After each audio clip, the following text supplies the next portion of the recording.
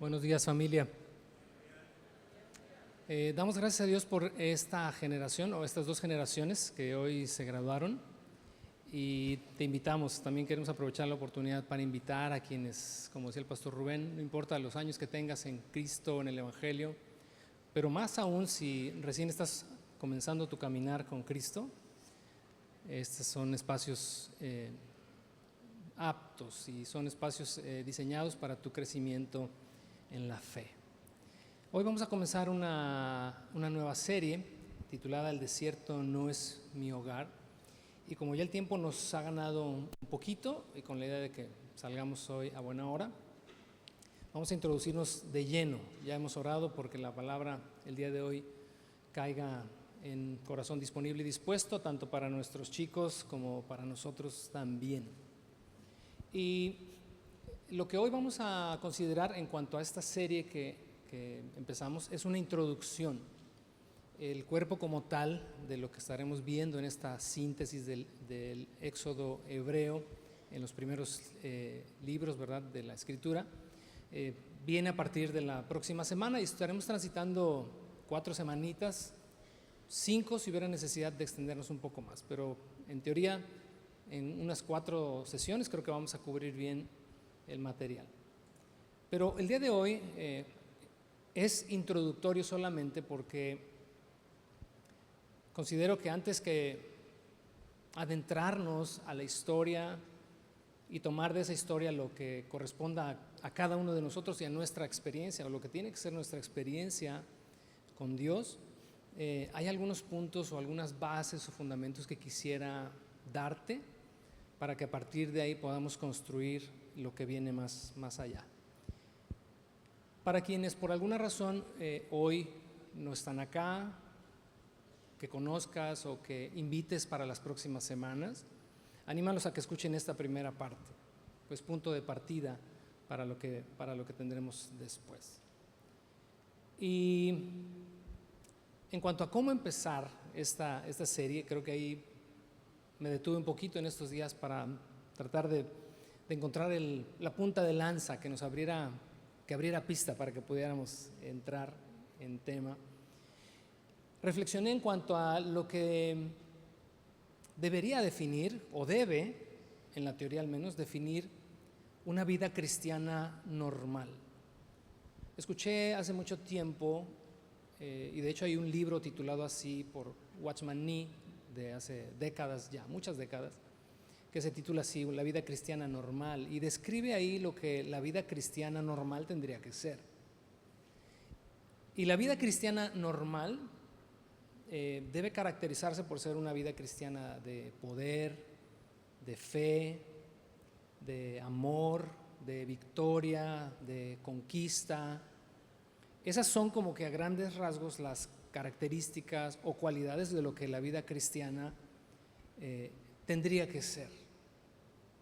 En otras palabras, es cuando la vida de Dios o la vida del Espíritu en un creyente es evidente y se manifiesta, indistintamente de las circunstancias o las situaciones que cada uno de nosotros enfrentamos cada día.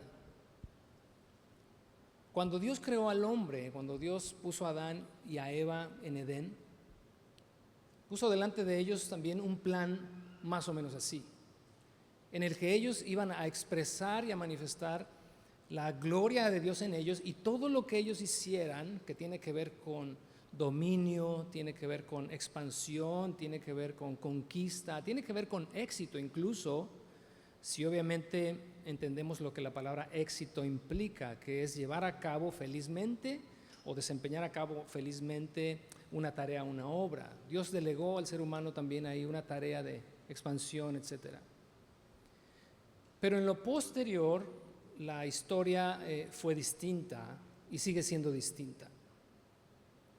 Los mismos principios que vemos en el libro de Génesis, capítulo 1 y capítulo 2, previos a la caída del capítulo 3, son principios de alguna manera que aplican también a la vida del cristiano. Porque igual cuando venimos a Cristo, y muchos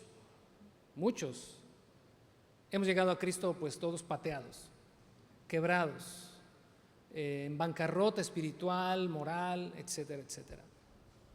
Y cuando llegamos a Cristo también vemos en la Escritura, vemos en el plan de redención de Dios un proyecto similar al de Edén, un proyecto de victoria, de conquista, de poder, amor, dominio propio, etcétera, etcétera, etcétera. Cosas en las cuales estaremos abordando en las semanas siguientes. Pero así como Adán, así como Eva, lo que en teoría tendría que ser y no fue, llega a suceder, si no en todos, subrayo, si en muchos cristianos que han sido renovados, que han sido perdonados, que comienzan o que comenzamos nuestro caminar con Dios, y que todas esas cosas que leemos en la Biblia en cuanto a lo que Dios quiere y tiene por hacer con nosotros y a través de nosotros, a veces no sucede. Efesios capítulo 2, verso 10, no lo busques, aquí está en pantalla. Ya vi que vienes afilado, pero relájate un poquito. Porque hoy vamos a leer ni te imaginas cuánto, pero vámonos despacito. Sin embargo, a buen ritmo. Dice Efesios 2:10, pues somos la obra maestra de Dios. Él nos creó de nuevo en Cristo Jesús a fin de que hagamos las cosas buenas que preparó para nosotros tiempo atrás. Ojalá que este verso, que será para nuestras semillas en casa, versículo central, el versículo clave a partir de lo cual vamos a revisar las preguntas de reflexión y de interacción, lo vayas memorizando y lo vayas entendiendo en este sentido, porque hay un paralelismo interesante entre el proyecto y el plan de Dios para Adán, así como hubo también en la historia que vamos a revisar en las próximas semanas un plan y un propósito para el pueblo de Israel cuando fue liberado de Egipto, pero así como también hay entonces para nosotros como creyentes un plan y un propósito de Dios con estas mismas características de dominio, de expansión, de metas por cumplir, de victoria, de triunfo, todo lo que la Escritura nos habla en cuanto a eso. Sin embargo, el problema es, y voy a reiterarlo una vez más, es que a veces estos aspectos que debiesen definir la vida cristiana, para muchos al paso del tiempo, y digo al paso del tiempo porque quienes igual van comenzando, yo sé que aquí hay más de uno que está empezando su caminar con el Señor y está absorbiendo todas estas verdades que está conociendo en la Escritura, de que hay victoria, de que hay poder, de que el Espíritu Santo puede hacer en nosotros y a través de nosotros muchas cosas, y ellos se lo están, y quiero ser muy objetivo en lo que estoy diciendo acá, lo están creyendo. Y está bien, no lo dejen de creer. Pero aquellos a quienes ya ha pasado mucho tiempo y la vida cristiana parece que no tiene esas características, estos aspectos de lo que Dios quiere hacer en nosotros y a través de nosotros se comienzan a hacer una utopía. ¿Qué es una utopía? Pues es algo que es inalcanzable o que simplemente no se puede completar. ¿Cómo estás, hermano? En victoria. Y a veces no estoy diciendo que quienes dicen eso no lo estén viviendo. No estoy juzgando esa parte, siempre y cuando sea genuina. Pero a veces utilizamos muchos clichés, frases para manifestar o expresar que sí estamos viviendo todo lo que la vida cristiana en ese sentido tiene para nosotros, pero la realidad es que no es así.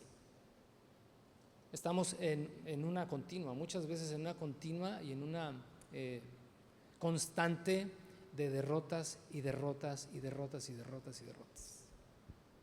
Esta miniserie que hoy comenzamos tiene como fin que nuestra mentalidad en ese sentido cambie.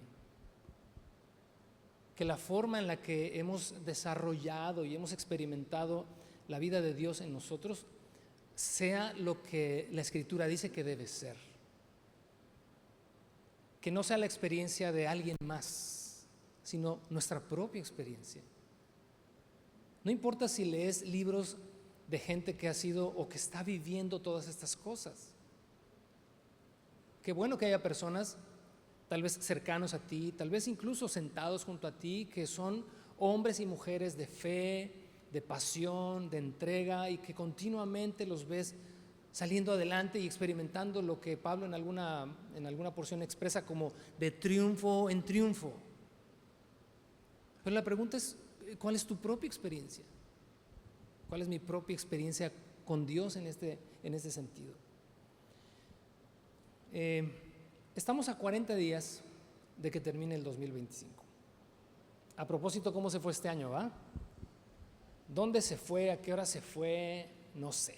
Yo siento que apenas estamos como todavía disfrutando del invierno pasado y ahorita ya estamos en el frío del 26. Este año se fue muy, muy rápido y creo que muchos comparten esta misma idea. Pero estamos a 40 días, fíjate, de que termine el 2025 y pensando en ello consideré que es una muy buena oportunidad para hacer un buen cierre en este año. Indistintamente de cómo haya sido tu experiencia con Dios en este 2025, ojalá que estos 40 días que tenemos por delante sean suficientes para que nuestra mente y nuestro corazón cambie, se reenfoque y recibamos esto como un llamado de parte de Dios para dejar de ser lo que muchos de nosotros tal vez hemos sido por mucho tiempo. No te voy a hablar hoy de lo que implican periodos de 40, creo que lo he hecho con anterioridad, pero si estás aquí recién en los últimos meses, año tal vez, los periodos de 40 días, de 40 años, ves muchos en la Escritura así. Son procesos en los que las personas tenemos la posibilidad de modificar, cambiar. De ahí también ya sabes, o de sanar ahí las cuarentenas, ¿no? Para las recién paridas. Sí, no, eso suena siempre bien feo, no sé, pero bueno, así es el término correcto, las recién paridas. O cuando te quiebras un hueso y te mandan 40 días a esperar que el hueso sane, etcétera, etcétera. Creo que hay muchas cosas ahí que no entendemos, pero que ahí están en la práctica. Y yo quisiera que aprovecháramos estos últimos 40 días. Porque de nada nos va a servir simplemente el primero de decir, ay Señor, este año ahora sí me voy a esforzar, ahora sí voy a leer, ahora sí voy a orar, ahora sí. No, mejor terminemos bien este año con entendimiento y comencemos el año que entra con todo. ¿Te late? ¿Sí? Ahora, esta no es una plática motivacional. Es una exhortación.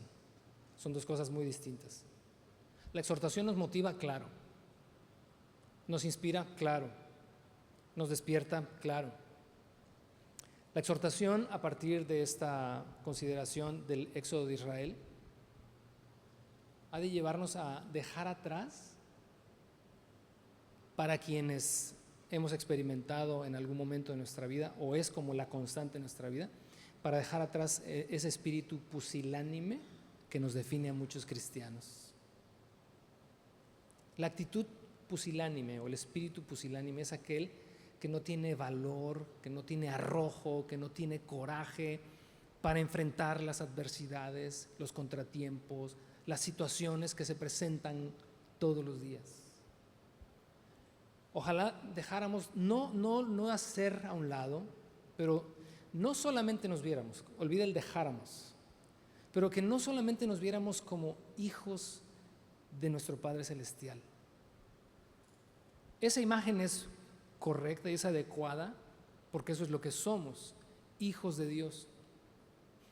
Pero también creo que en la Escritura, y son los lentes con los que vamos a ver de aquí al menos a fin de año la palabra de Dios, somos también hijos de el Señor de los ejércitos, el que vence, el que lucha, el que prevalece. Esta semana en una clase que impartí revisábamos el libro de los Jueces, las apariciones del ángel de Jehová en el Antiguo Testamento, que son estas cristofanías o expresiones de Dios el Padre a través del Hijo en el Antiguo Testamento. Y fue súper interesante cuando Gedeón ve a un hombre con una espada desenvainada delante de él y Gedeón le pregunta, hey, ¿eres de los nuestros? ¿Eres amigo o eres enemigo? Y la respuesta del ángel del Señor es, no soy ni uno ni otro. Y yo les decía ahí a los muchachos, les digo, me encanta el humor del Señor, ¿no? Tiene buen sentido del humor. No soy ni tu compa, ni tampoco vengo en tu contra. Y se presenta como el comandante de los ejércitos de Dios. Pocas veces tenemos en nuestra mente esta imagen de Cristo como vencedor. Y hace rato lo cantábamos, porque cuando hablamos de venció la muerte, triunfó sobre, es la imagen de un guerrero victorioso, de alguien que triunfa, de alguien que viene a pelear por ti, por mí, para rescatarnos. Las cosas en el reino de Dios no se dan solamente por, Dios decide hacer esto y las cosas suceden. O sea, decido salvarlos y simplemente llegan. Dios pelea por nosotros. ¿No tenemos esa imagen en la Escritura de principio a fin? Dios está continuamente en conflicto con las tinieblas. Y ojalá esta misma idea pueda aterrizar en nuestro corazón. Por eso es una exhortación. Sí, vete como un hijo de Dios, pero el problema es que cuando solo nos vemos como hijos de Dios, el concepto que tenemos a veces de hijo, más en nuestras generaciones, ¿verdad?, modernas, es de ser los niños chiqueados, los niños mimados, los niños que, si te equivocas, el Señor viene a limpiarte las lágrimas y, mi niño, espero que no te vuelva a pasar. O sea, sí lo hace, pero creo que a donde el Señor nos impulsa cada día es, ya madura, crece y pelea. Ya toma tu lugar. Ya deja de ser un niño chiquión y mimado. Tienes que luchar. Ese es el concepto plasmado en el éxodo de Israel, en el desierto. Es una exhortación también a no habituarnos a la idea de la derrota. Pareciera que entramos en desiertos espirituales, porque así los hemos como etiquetado. Por eso el tema, ¿verdad?, de la serie es el desierto no es mi hogar. Ya de ahí es una declaración de ya estuvo bueno. Pero muchos nos habituamos a caer en desiertos espirituales para luego salir de ellos, y cuando salimos de ellos ya estar solamente esperando el siguiente. Y nos habituamos a este sube, baja y sube y baja. Es una exhortación a ser arrojados y valientes. Suena muy bonito Éxodo 1:9. ¿Quiénes saben Josué 1:9? Mira que te mando que te esfuerces y que seas valiente. ¿Cómo empieza esta exhortación en 1:9? Mira que te mando, te ordeno. La valentía y el arrojo no son optativos en el reino de los cielos. Son una característica, son una cualidad, son una virtud que no solamente se recibe, sino que se desarrolla y que se ejecuta. Es una exhortación a también tomar determinaciones. Te leí hace unas semanas, ni siquiera me acuerdo por qué lo leí aquí o por qué lo dije aquí, si es que lo dije aquí, de Jonathan Edwards. ¿Fue aquí? Sí, aquí lo dije, ¿verdad? No sé por qué lo dije, si no he predicado en 3 meses, pero por ahí salió. Que al leer la biografía de este hombre, me llama la atención muchas de su biografía, etcétera, etcétera, pero casi como que todo lo que leí lo fui pasando por alto, porque digo, es historia y está aburrido, pero cuando llegué a la sección de las resoluciones de Jonathan Edwards, ahí dije, caray, ya estoy entendiendo por qué este cuate es tan admirado. Es un teólogo del 1700 y feriecita, 1720 por ahí, hace algunos ayeres, pero su ejemplo, su capacidad de determinarse es impresionante. Y él escribió muchas resoluciones. Resuelvo ser y hacer esto para Dios, para su gloria, para su reino. Y al menos a mí me empezó como a volar la cabeza en cuanto digo, wow, o sea, para nosotros, repito, mucha de la vida cristiana victoriosa ya es una utopía. Ojalá le esté funcionando al vecino, pero aunque no esté funcionando en mí, pues bueno, yo sigo cantando, levantando las manos y no falto los domingos. Esa no es la idea. Ojalá que al final de este año comencemos el 26 con esta capacidad dada por Dios y la determinación en nuestro corazón de hacer resoluciones para el próximo año. ¿Qué es una resolución? Es la declaración de lo que uno determina en el corazón comenzar a hacer.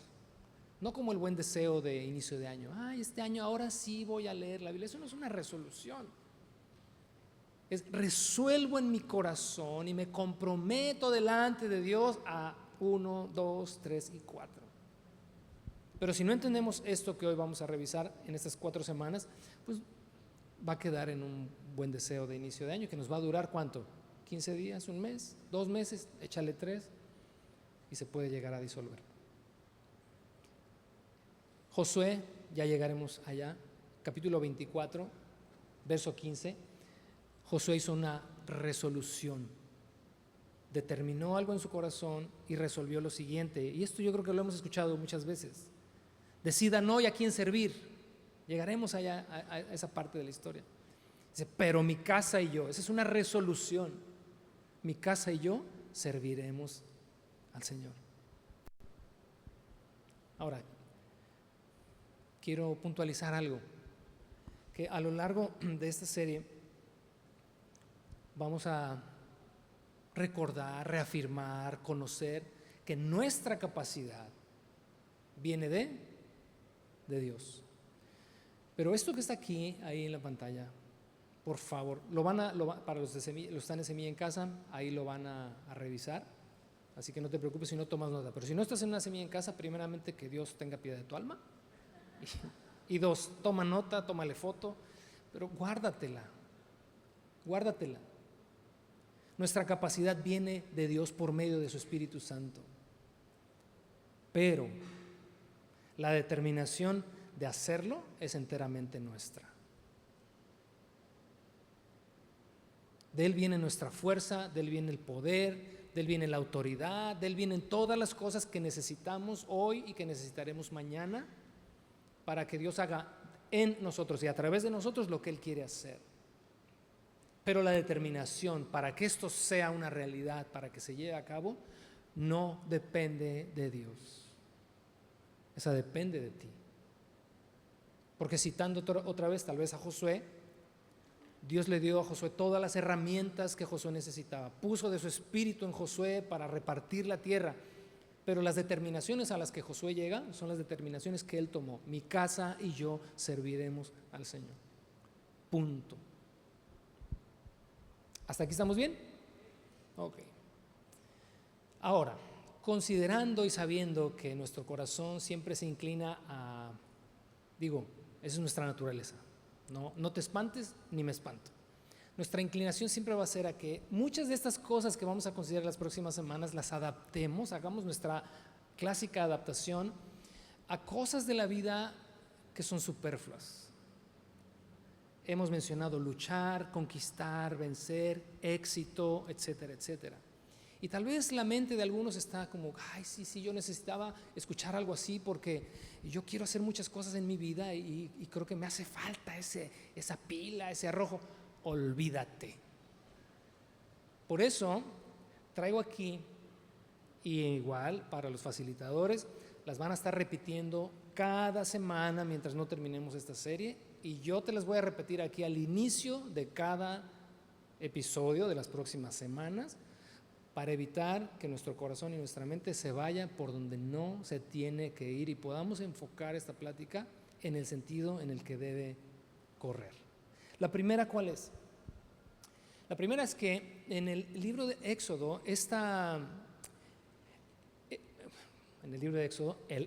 ahí me disculpas, en el libro del Pentateuco, es usualmente interpretado como el peregrinaje del pueblo de Israel hacia la tierra prometida, haciendo de ello una analogía del viaje del cristiano hacia la eternidad, siendo la tierra prometida la gloria o el cielo. Con todo el respeto y con toda la reserva de quien lo interprete así o quien lo crea así, no pasa nada, pero creo que no tiene nada que ver con eso. Y en esta declaración de intenciones, en la primera de ellas, debemos interpretar o debemos considerar este viaje o este éxodo como lo que debería ser un breve viaje hacia una vida victoriosa y de conquista y de la toma de una herencia otorgada, y te lo subrayo ahí, para esta vida. ¿Por qué creo que la interpretación de que la tierra prometida en Éxodo no es una analogía de la eternidad? Por dos simples razones. Una, porque la vida eterna no la tenemos que pelear, ni la tenemos que luchar, ni la tenemos que ganar. ¿Estás de acuerdo?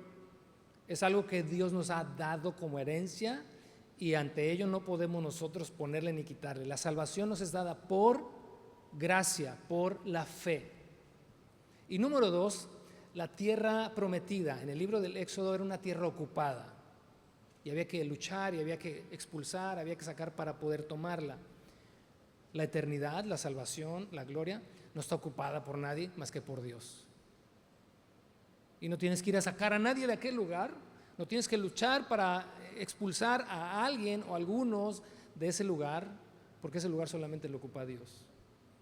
Así que la analogía que consideraremos, ¿verdad? Más bien la historia que consideraremos que es una analogía de la vida cristiana, es en ese sentido, por eso es esta primera declaración de intenciones, un breve viaje de Egipto, del mundo, de donde venimos pateados, de donde venimos condenados, de donde venimos sin esperanza, sin Dios en el mundo, a una vida victoriosa, de conquista, de la toma de una herencia que Dios tiene para nosotros, para esta vida, y es un viaje corto. Los 40 años del Éxodo, como veremos semanas más adelante, no estaban en el plan de Dios, no estaban en el proyecto de Dios. Era un viaje cortito. Los 40 años en realidad fueron solamente la pena, el castigo, por la dureza, la incredulidad, la mente de esclavo de todos estos que salieron de Egipto a conquistar y tuvieron que regresar a morir. Por esa razón, el desierto no es mi hogar. ¿Sí? Segunda declaración de intención. Es que tengamos claro, y esta por favor es la que te tienes que grabar y memorizar, que tengamos claro que cuando nos referimos a conquistar y disfrutar de esta herencia, estamos aludiendo a todo aquello que, y subraya esto, debemos ser y hacer en Dios para su reino y para su gloria. Los logros y éxitos personales que se alejen de este propósito no deberían tomarse en cuenta. Por eso te digo, no es una plática motivacional. No es para que salgas y digas, yes, voy a conquistar de aquí en adelante y empieces a aplicarlo a cosas superfluas, a cosas de la vida, a tu carrera, a tu trabajo, a tu negocio, a tu empresa. No tiene nada que ver. Cuando nos refiramos siempre en estas semanas, conquista, éxito, alcanzar, tomar nuestra herencia, es ser y hacer en Dios para su reino y para su gloria. Tercera declaración de intenciones, que así como la tierra prometida era una tierra ocupada y la misión de estos hebreos era conquistar a sus habitantes, la nuestra tiene la misma esencia, solo que para nosotros, en el contexto de lo que ya te he dicho, significa conquistar nuestra naturaleza pecaminosa, vencer ante la oposición del diablo en nuestra contra, y número 3, salir victoriosos ante la influencia del mundo. Cuarta y última, que esta síntesis del Éxodo hebreo viene a ser para nosotros analogía y marco de referencia para la vida cristiana a la vez, que se erige como ejemplo y modelo de lo que se espera y de lo que no se espera de nosotros hoy. Está escrito ahí todo lo que vamos a leer en las próximas semanas con una razón, con un propósito. Para esto vamos a leer 1 Corintios capítulo 10, versos del 1 al 12, y para que ni te molestes, hoy quiero que te relajes. Aquí está la cita enfrente, nos vamos a ir aquí, para que hoy relájate, pon atención, para que ni las luces nos prendan y nos quiten este ambiente así sabrosito que tenemos. ¿Ya estás ahí? Bueno, no, ya estás acá, perdón. Quiero que observes en este punto número 4, ¿verdad? En esta declaración de intenciones, que lo que está escrito allá se erige como modelo y ejemplo de lo que se espera de ti, lo que se espera de mí. Amados hermanos, dice el verso 1, no quiero que se olviden de lo que le sucedió a nuestros antepasados hace mucho tiempo en el desierto. Todos fueron guiados por una nube que iba delante de ellos, y todos caminaron a través del mar sobre tierra seca. Todos ellos fueron bautizados en la nube y en el mar como seguidores de Moisés. Todos comieron el mismo alimento espiritual y todos bebieron la misma agua espiritual, pues bebieron de la roca espiritual que viajaba con ellos, y esa roca era Cristo. Sin embargo, Dios no se agradó con la mayoría de ellos, y sus cuerpos fueron dispersados por el desierto. Haz una pausa breve aquí. Lo que observas en esta lectura es que dice todos, todos, todos, todos, todos. Y aquí estamos todos, porque todos disfrutamos, porque todos recibimos, porque todos aprendemos, porque todos nos exponemos a Dios, porque todos recibimos el mismo Espíritu, porque todos adoramos al mismo Señor. Todos recibimos por igual las bendiciones de Dios, la palabra de Dios, la instrucción de Dios. Todos, igual que en Israel, igual que aquellos hombres que salieron de Egipto y fueron llevados por el desierto a la tierra prometida. Pero ¿qué dice allá el verso 5? Sin embargo, Dios nos agradó con la mayoría de ellos. Aquí ya no son todos, porque como veremos más adelante, sí hubo hombres que dijeron, no, el desierto no es mi hogar. Sí hubo mujeres que dijeron, no, yo sí voy por mi pedacito de tierra. No, yo sí tomo la espada y yo sí peleo. Pero la gran mayoría, por eso espero que entre más nos alejemos de ser como esa generación, mejor.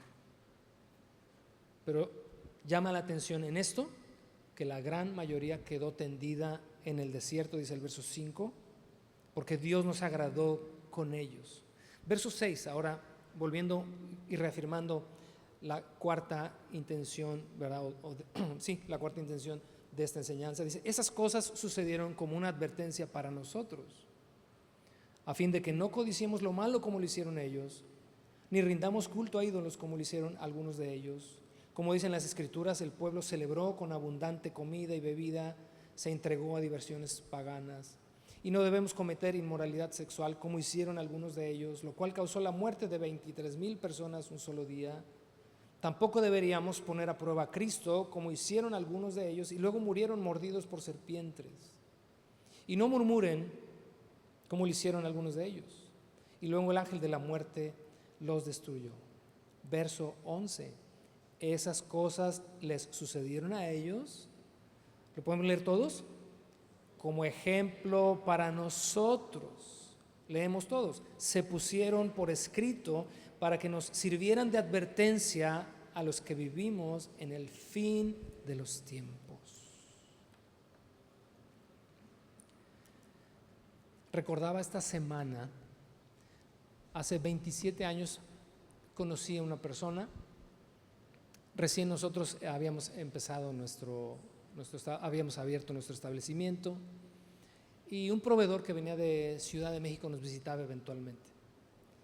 Y recuerdo que ahí cerca de la librería, mientras me elaboraba la nota de lo que habíamos comprado, etcétera, etcétera, me dijo, vente, vamos a comer, te invito. Fuimos a comer. Comenzó a preguntarme en cuanto a el llamado de Dios que había hecho a mi vida. Yo le platiqué lo que Dios había hablado en mi vida desde que yo era un jovencito, un chamaco, etcétera, etcétera, etcétera. Pero en la plática, él abrió su corazón y me expresó cosas que recuerdo 27 años después como si fueran el día de ayer. Yo no sé si las absorbí tanto porque fueran en ese momento como una advertencia que Dios estaba haciendo a mi vida, no lo sé, o porque simplemente me impactó. Pero me decía él, y recuerdo su nombre, y no lo voy a mencionar por si por alguna razón llega a ver esto, se sienta aludido. Pero me decía él, dice, Dios a mí me llamó siendo muy joven para servirle. Me llamó siendo joven, dice, para predicar, para enseñar. Y yo sé, dice, que Dios me dio muchos dones y mucha capacidad, etcétera, etcétera. Y comenzó él a expresarme todo lo que él creía que Dios en algún momento había estado insistiendo en él, en cuanto a lo que tenía que ser y lo que tenía que hacer en el reino y para la gloria de Dios. Pero de repente su semblante cambió y me dijo, pero ¿sabes qué? He sido muy necio. He sido muy necio y le doy la vuelta y le doy la vuelta y le doy la vuelta y le doy la vuelta. Dice, pero lo que más me puede es que de un tiempo para acá ya Dios no me ha invitado. Y me decía, yo sé, estoy convencido, estoy seguro que mi salvación está por la fe, está segura en Cristo Jesús. Sé que soy salvo, lo sé, pero no estoy seguro si esas oportunidades que Dios puso delante de mí van a volver. Cuando me dijo eso, ya su rostro ya había cambiado y casi con lágrimas. Yo pues ya no supe ni qué decir, yo en mis veintitantos, apenas tratando como de entender algunas cosas, pues ya no supe cómo continuar con la charla, con esa charla. Ya cambiamos de tema, continuamos. Pero a mí se me quedó, no sabes, muy grabado y muy presente. Y eventualmente, al tiempo, recuerdo siempre esa charla, como si estuviéramos ahí, recuerdo exactamente dónde estábamos, en la mesita en la que estábamos y cuando me lo estaba diciendo. Y muchas veces yo me he preguntado también, ¿cuántas oportunidades por mi necedad, por mi torpeza, por algunas de las cosas que ya te mencioné acá, que aplico a mi propia vida y experiencia? Digo, ¿cuántas oportunidades no dejé pasar? Oportunidades que tal vez ya nunca van a volver. Repito, no significa esto que nuestra relación con Dios esté ahí en riesgo. Pero tal vez en el pasado se quedaron muy buenas historias, mal logradas, muy buenos éxitos en Dios, muchas cosas que se quedaron ahí y que quizás no van a volver. No te digo esto para que te salgas aquí todo agüitado, golpeándote la espalda, lacerándote la espalda, sino para que consideres que si estamos aquí hoy, todavía hay esperanza hacia adelante. Tal vez esas cosas no van a volver. No te puedo garantizar que las mismas oportunidades que se perdieron atrás las vas a tener enfrente en algún momento de nuevo. Pero tal vez el Señor ponga otras cosas delante de ti. En la Escritura tenemos historias así. Tenemos a David, ¿recuerdas? Capítulo 12 de primera de Samuel, o segunda de Samuel, teniendo esta aventura con una mujer que era casada, etcétera, etcétera. Y cuando Natán se presenta a confrontarlo, Dios le dice, te di todas estas cosas. Dice, y te habría añadido mucho más, pero pues eso ya no va a suceder. Te hago una paráfrasis, ¿no? Eso ya no va a suceder. Eso no significa que el favor de Dios se apartó de David y que las promesas que Dios le había hecho a David en cuanto a la trascendencia de su trono no se cumplirían, se cumplieron todas, pero para mí siempre queda esa nube ahí de qué cosas son de las que David se perdió y que ya ni siquiera llegaron a suceder. Cuando vas con Salomón, toda la capacidad que Dios le dio para trascender como un rey sabio en toda la extensión de la palabra, y vemos cómo termina sus días. Y así, más de uno. ¿Qué no decir de Sansón? ¿Qué no decir de este hombre que pudo haber trascendido como un hombre muy efectivo siendo juez de Israel? Pero para andar el cuate todo distraído, acá, allá. ¿De cuántas cosas no se perdió Sansón? ¿De cuántas cosas no se perdió Jonás? ¿De cuántas cosas no nos hemos perdido nosotros? Y Dios volvió a restaurar sus vidas, claro que sí, pero muchas de esas oportunidades nunca volvieron. Y esto me lleva a preguntarme algo. Cuando estemos en la presencia de Dios, cuando lleguemos allá, ¿sabremos todo lo que aquí pudimos ser y no fuimos? En Dios y para su gloria. Llegaremos avergonzados cuando nos demos cuenta que la vida cristiana realmente era lo que la Escritura dice que tendría que ser: victoria en victoria, triunfo en triunfo, avanzar, crecer, madurar, conquistar en nosotros y Dios a través de nosotros, etcétera, etcétera.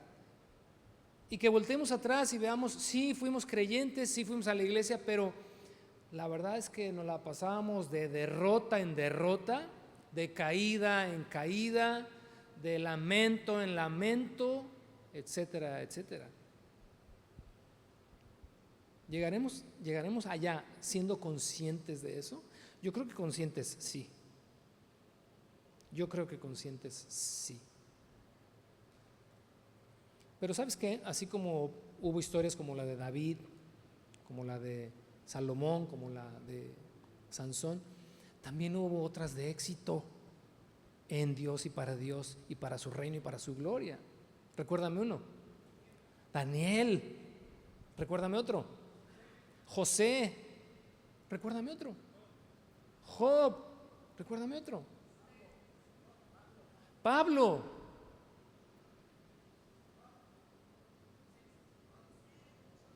Josafat. Elías. Eliseo. Bueno, Jesús, obvio. ¿Quién más dijeron?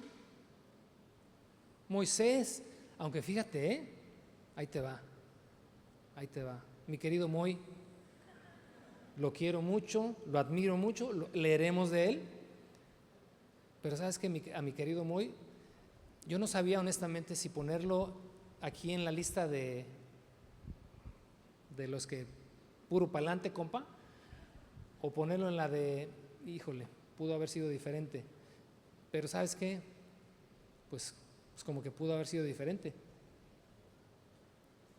porque el cuate en un arranque de ira, en un arranque de fastidio, de enojo, golpeó la roca a la cual Dios le dijo, toca la roca para que de ella brote agua, y como leímos ahorita en 1 Corintios 10, esa roca que seguía al pueblo de Israel era Cristo. El cuate en un arranque de enojo golpeó la roca, ¡paz! Es como si le hubiera dado literalmente al Señor un mazazo en la cabeza. ¿Y qué crees que pasó? Que Dios le dijo, por haber golpeado la roca, no vas a entrar a la tierra prometida. ¿Y qué crees? No entró. Moisés rogó posteriormente, Dios, permíteme entrar, porque imagínate, ya el pueblo de Israel ya había sido depurado, ya las nuevas generaciones estaban por entrar, ya la mentalidad de esclavos se había quedado atrás, el pueblo estaba listo para luchar, para conquistar. Es como cuando el creyente dice, ahora sí me voy a poner las pilas, ¿no? Y Moisés dijo, Señor, yo quiero entrar porque esto se va a poner bueno. ¿Y qué crees que Dios le dijo? Ya te dije que no, pero te voy a dar chance. Te voy a dar chance de que subas a esta montaña. Quiero que observes, y esto tiene que ver con las oportunidades que ya no vuelven, con las cosas que ya perdimos.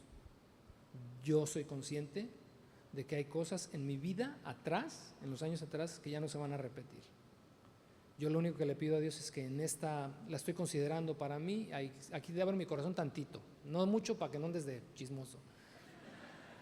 Que en esta segunda, así lo considero, esta segunda etapa de mi vida, me dure un año o me dure 30, lo que me dure, sea muy diferente a la primera. Pero sí hay cosas atrás que ya no van a regresar. Y entonces cuando Dios le dice a Moisés, te voy a dar la oportunidad de que la veas a la distancia. Y lo sube el Señor a un monte y le dice, mira, esto es de lo que te perdiste, papá. Pero bueno, ya te dejé, aunque sea a la distancia que la veas, ya se acabó el cuento, no vas a entrar. Qué fuerte, es una historia muy fuerte. Y según lo que leímos en 1 Corintios 10, dice que está escrito ahí para nosotros, como advertencia, para que no caigamos en los mismos errores, para que no cometamos los mismos errores. Así que dentro de estas historias de éxito, como Josué, como José, como Abraham, como Daniel, como Pablo, hay una muy particular que es a partir de la cual esta serie toma título. ¿Cuál es el título de esta serie? Dicho, es figurativo, dicho desde esta perspectiva de los labios de un personaje que desde que salió de Egipto hasta que llegó allá a la tierra prometida, traía tatuado en su corazón esto: el desierto no es mi hogar. Se llamaba Caleb. De él vamos a hablar semanas más adelante. Y ha sido mi oración en los últimos meses: Señor, dame el espíritu de este hombre, dame un espíritu como el de este hombre, dame un espíritu como el de este hombre. No lo busques ahorita, pero anótalo si quieres. Puedes empezar a leer lo que encuentres ahí en las porciones que vamos a considerar acerca de Caleb.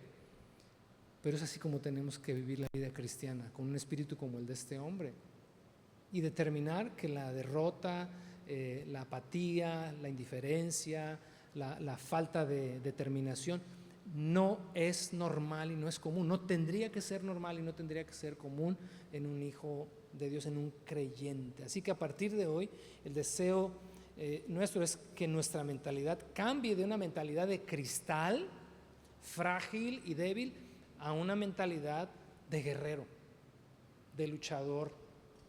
Es preferible que lleguemos allá a la meta, mira, todos heridos, todos ensangrentados, todos enlodados,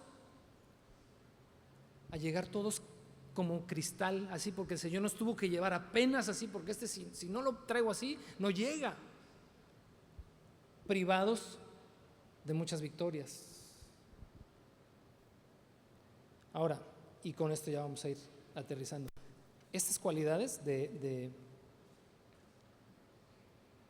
pensamiento así de guerrero, de hombre valiente, no pertenecen solamente al Antiguo Testamento. Lo vas a leer junto conmigo porque está en pantalla. Te digo que hoy está todo, como dicen por ahí, en charola de plata. Vamos a leer 1 Corintios 15, 57. Y quiero que observes en la lectura que vamos a hacer de estas porciones la mentalidad de guerrero. ¿Va? ¿Listo? Si alguien está durmiendo junto a ti, dile, despierta, vamos a leer. Mas gracias sean dadas a Dios, que nos da la victoria por medio de nuestro Señor. No, man, o sea, ya ves, estamos hablando de guerrero y ya ponte las pilas, pongámonos las pilas, ¿va? ¿Le entramos? Digo, está en pantalla, ¿qué más quieres, Chihuahua? 3, 2, 1. Mas gracias sean dadas a Dios, que nos da la victoria por medio de nuestro Señor Jesucristo. Romanos 8:37.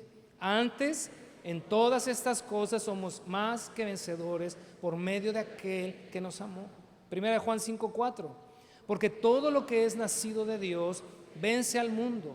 Esta es la victoria que ha vencido al mundo, nuestra fe. 2 Corintios 2:14.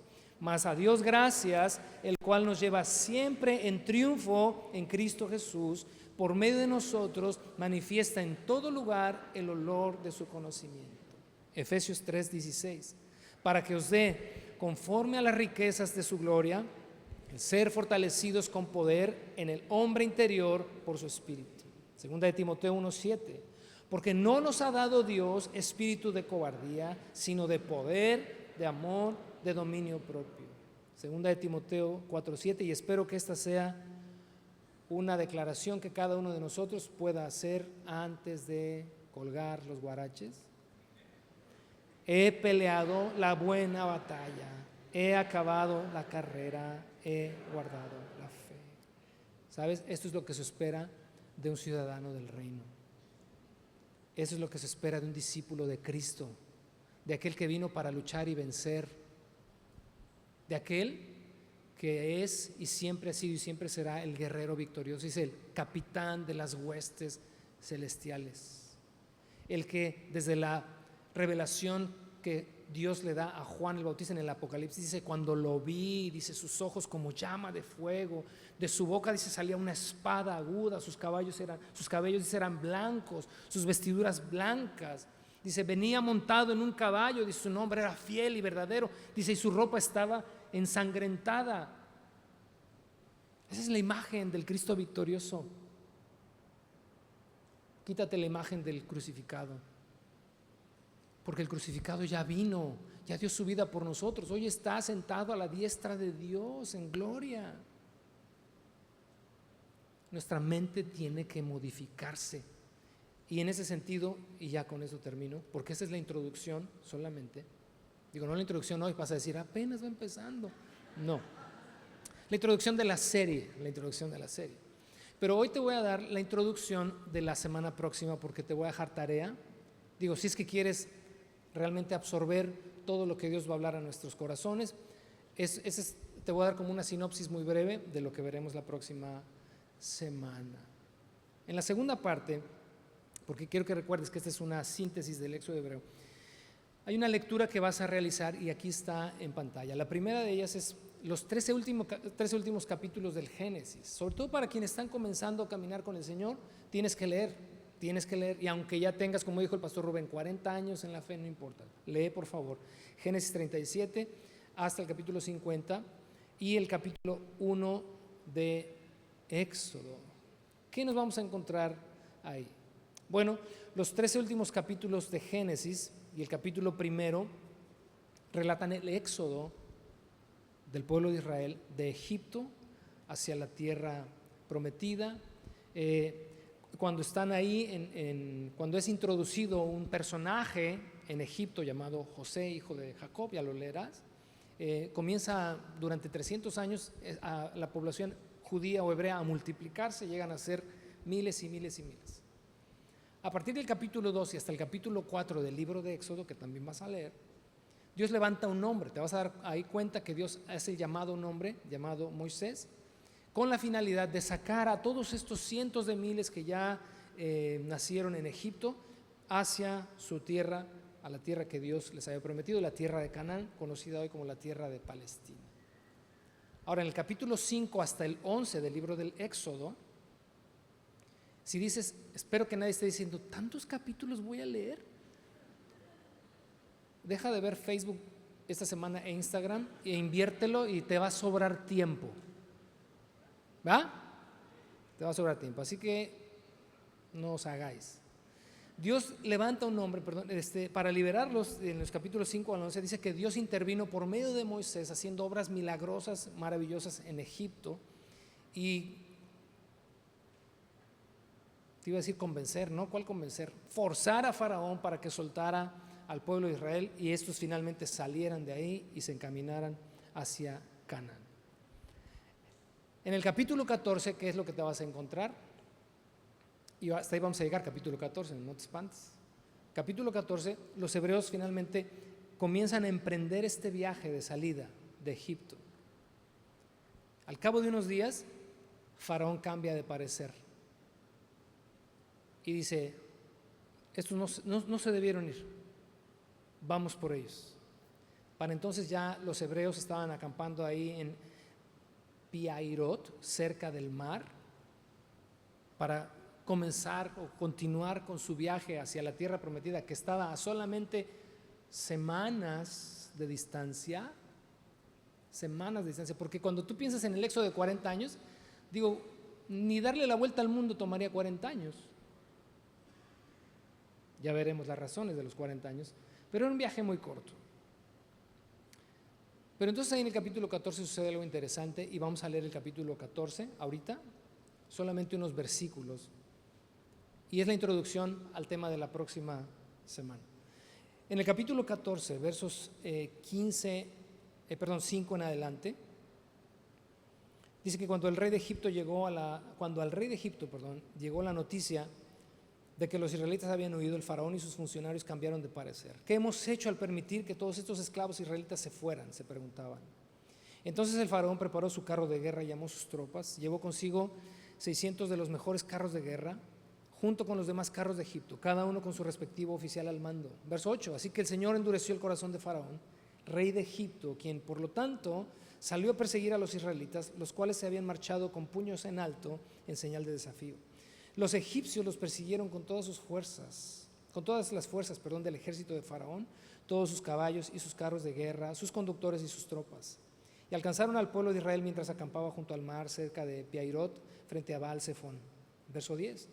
Mientras el faraón se acercaba, los israelitas levantaron la vista y se llenaron de pánico al ver que los egipcios los alcanzaban. Entonces clamaron al Señor y dijeron a Moisés, ¿por qué nos trajiste aquí a morir en el desierto? ¿Acaso no había suficientes tumbas para nosotros en Egipto? ¿Qué nos has hecho? ¿Por qué nos obligaste a salir de Egipto? ¿No te dijimos que esto pasaría cuando aún estábamos en Egipto? Te dijimos, déjanos en paz, déjanos seguir siendo esclavos de los egipcios. Es mejor ser un esclavo en Egipto que un cadáver en el desierto.